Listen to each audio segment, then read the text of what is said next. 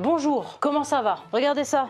Hop là, j'ai déjà les bottes de ski pour cet hiver. Peut-être un jour je ferai une story time de ce qui m'est arrivé parce qu'il y a beaucoup de choses à dire, si ça vous intéresse ou pas. En parlant d'hiver, qu'est-ce qui se passe? On est le 7 août, il fait 12 degrés. On est où là? Tous ceux qui sont partis en vacances au soleil, là je vous déteste.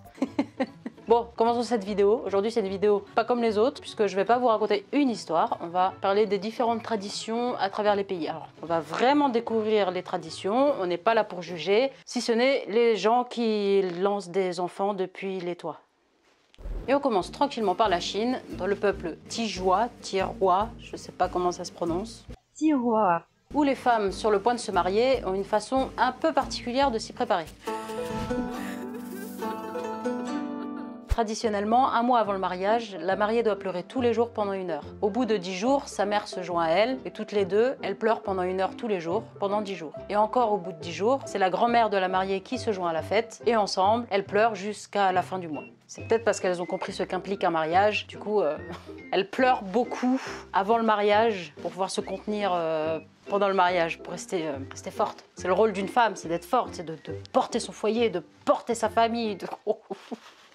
La veille du mariage, les parents de la future mariée invitent 9 jeunes filles célibataires pour chanter et danser avec leurs filles toute la nuit. Ils appellent cette tradition la collaboration des 10 sœurs. Le jour J, alors là, pardonnez-moi mais je vais lire parce que c'est compliqué. Le jour J, les 10 jeunes femmes s'asseyent alors autour d'une table, puis la mariée pleure 10 fois. Entre chaque pleur, le cuisinier dépose un plat sur la table. À la fin, on compte 10 plats. Puis au tour des 9 jeunes filles de pleurer l'une après l'autre. Quand la 9e a séché ses larmes, la mariée pleure de nouveau 10 fois et le cuisinier retire les plats un par un entre chaque pleur.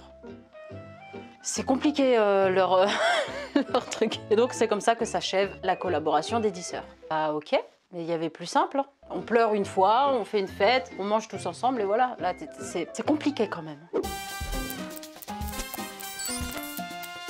Alors celle-là, c'est probablement ma préférée. Au Venezuela, c'est mal poli d'arriver en avance ou à l'heure à un rendez-vous. C'est plus conventionnel d'arriver avec 10 ou 15 minutes de retard. En fait, quand tu arrives en avance, ça renvoie l'image de toi de quelqu'un d'impatient ou de trop gourmand dans le cas où c'est une invitation à aller manger quelque part. En France, c'est aussi pas très bien vu d'arriver trop en avance à un rendez-vous professionnel par exemple. Bah, c'est pas bien vu d'arriver en retard non plus, mais en fait, je suis pas en retard, je suis juste née dans le mauvais pays. Venezuela, j'arrive! Alors pour celle-là, il va y avoir des images qui risquent de vous choquer. Alors je vais mettre les images à la fin, une fois que j'aurai tout expliqué. Dans le Vanuatu,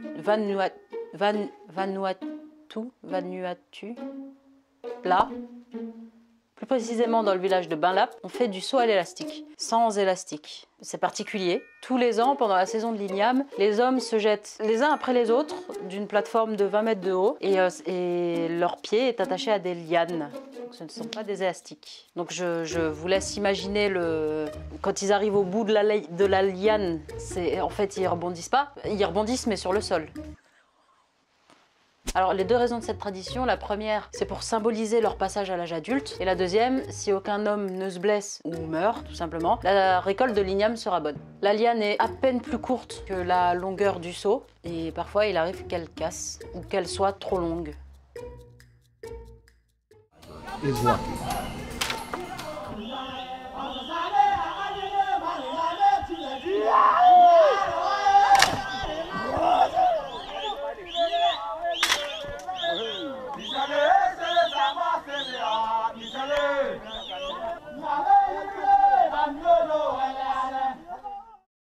Rien de mieux pour soigner ta scoliose, hein.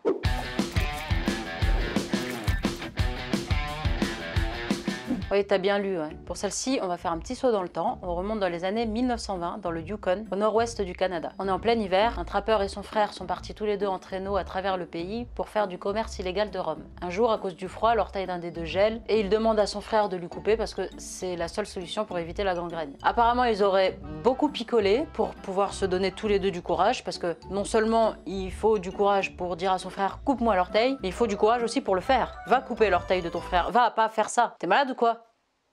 Donc il picole, il lui coupe l'orteil et il le conserve dans du rhum. Pourquoi faire? Il est gelé, personne va le recoller, hein. Ils sont fous ceux-là.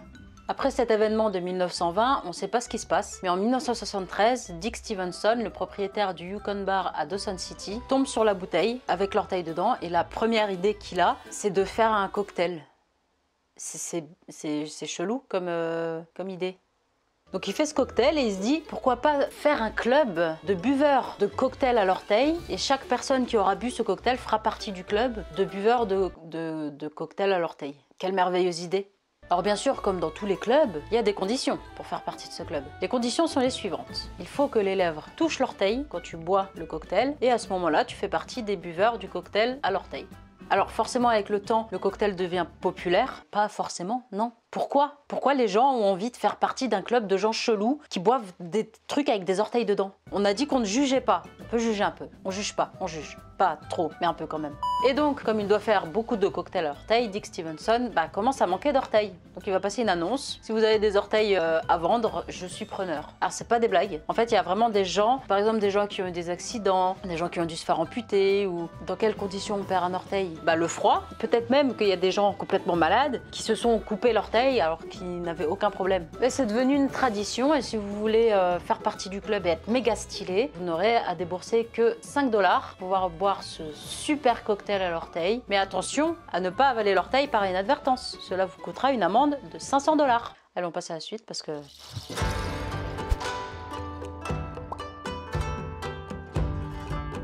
Pendant l'époque Edo, les femmes se rendaient au sanctuaire de Kanamaya pour solliciter sa protection contre les maladies et les malheurs. Jusqu'au temps moderne, cette pratique a perduré et les personnes atteintes de maladies vénériennes ont continué à venir prier au sanctuaire la nuit. Ça aurait incité les paroissiens du sanctuaire à organiser un festival auquel tout le monde pourrait participer et qui se tiendrait le premier dimanche d'avril pendant la floraison des cerisiers. Ce festival est dédié à la fertilité et donc forcément, l'allégorie de la fertilité, ce sont des énormes tubs.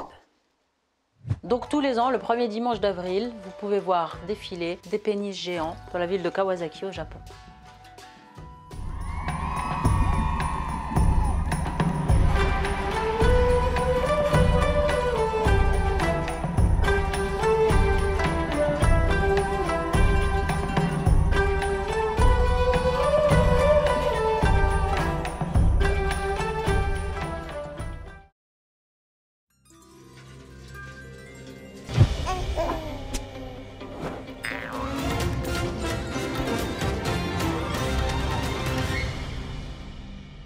C'est là qu'on passe au moment où on juge les gens. Depuis 5 siècles, à Solapur, au nord-ouest de l'Inde, il existe une tradition qui consiste à jeter des bébés depuis les toits des temples de 15 mètres de haut. Les villageois et les parents des bébés rattrapent les bébés en bas sur des grandes bâches et ils sont contents.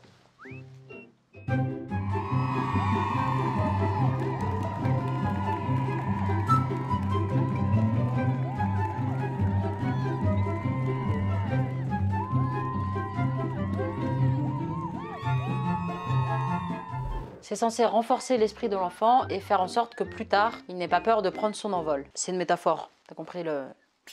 Apparemment, en 500 ans, il n'y a jamais eu d'accident. Ça reste à vérifier, mais apparemment pas d'accident. Je laisserai les pédiatres donner leur avis sur cette pratique. C'est peut-être pas si dangereux que ça en a l'air au final. C'est peut-être ok en vrai, on devrait tous faire ça peut-être. Alors j'allais pas finir sans passer par la France. Donc une petite sélection des pratiques françaises qui pour nous c'est ok, c'est normal, mais qui sont très bizarres du point de vue des étrangers. Donne tout pire. Pour commencer, la bise. Pourquoi? Pourquoi il y a besoin d'avoir autant de contact physique pour se dire bonjour? Pourquoi on se colle les joues comme ça là, et puis on fait le bruit, c'est du bisou. Alors qu'on fait pas de bisous. On se colle les joues. Et puis le nombre de bises en fonction des régions. Toi c'est combien? Moi c'est 2, toi c'est 3, moi c'est 4, moi c'est 12. Et puis tu commences où? Tu commences à gauche ou tu commences à droite? Et puis pourquoi pas on se galocherait aussi? Non, ça m'agace. Moi la bise, je comprends.